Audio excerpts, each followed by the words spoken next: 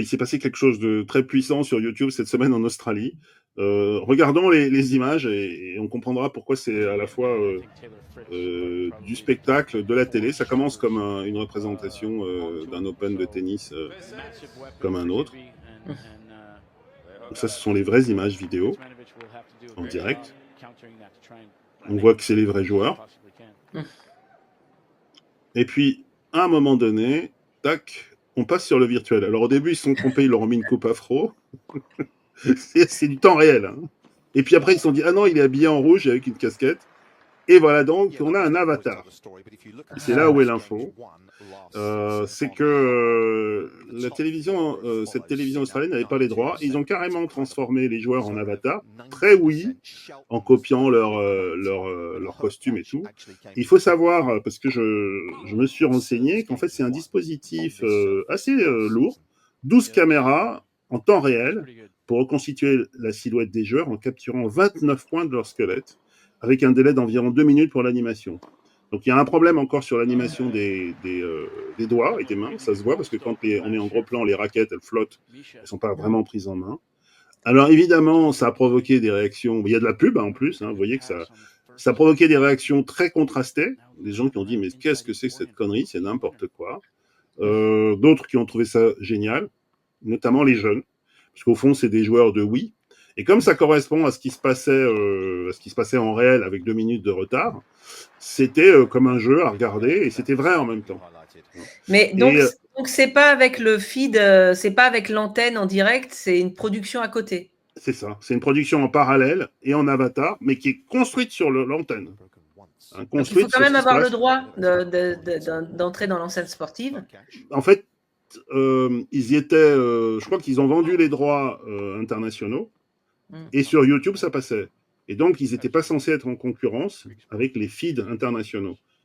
Donc ils ont fait cette version décalée qui correspond à un décalque, on va dire, de la réalité.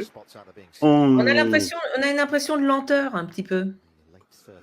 Oui, je pense que c'est pas le même public. Je suis d'accord avec toi. C'est surtout sur les gros plans. Je pense que c'est pas totalement au point. Mais là où il y a une nouvelle qui a surpris tout le monde, au-delà de la perception, c'est que ça a explosé les audiences. C'est qu'ils avaient l'année dernière à la même période 140 000 vues. En termes d'audience, les premiers jours de l'événement ont enregistré plus de 950 000 vues contre la même période de 140 000.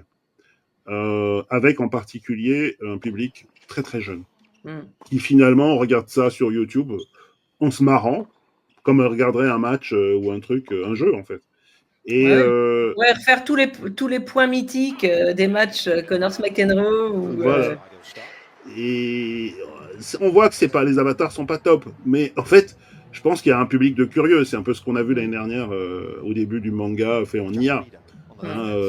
Et en plus, surtout en termes économiques, c'est très astucieux, puisqu'en fait, c'est un produit dérivé, en fait. C'est un produit dérivé. Ils respectent les droits qu'ils ont vendus à l'international, du direct, de la télé, et ils exploitent un nouveau truc. Voilà. C'est léger, je pense que ça peut faire école. Je sais pas si ça va marcher sur autre chose que le tennis, parce que le tennis a quand même des particularités avec le match qui est fixe, les avatars et tout, mais encore une fois, avec de l'IA plus musclé, et puis surtout, c'est du temps réel. Je pense pas que ça coûte ça doit coûter un peu d'argent, mais c'est un dispositif parallèle.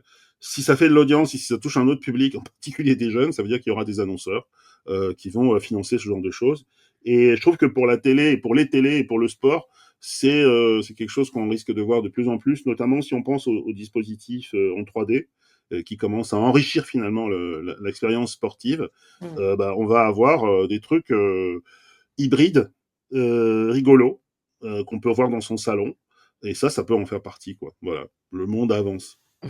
Oui, je pense qu'effectivement, sur les sports d'équipe, c'est plus compliqué parce qu'il faut coder les mouvements de beaucoup de gens, mais sur un sport individuel, ça peut marcher. Ça peut marcher. Sur la boxe. On peut aller chercher des moments mythiques. Peut-être que le direct lui-même, il n'est pas foufou parce que bon, je pense qu'on perd quand même cette idée de vitesse, mais évidemment, là aussi, ça peut s'améliorer au cours du temps. Moi, je l'ai vu sur des buts.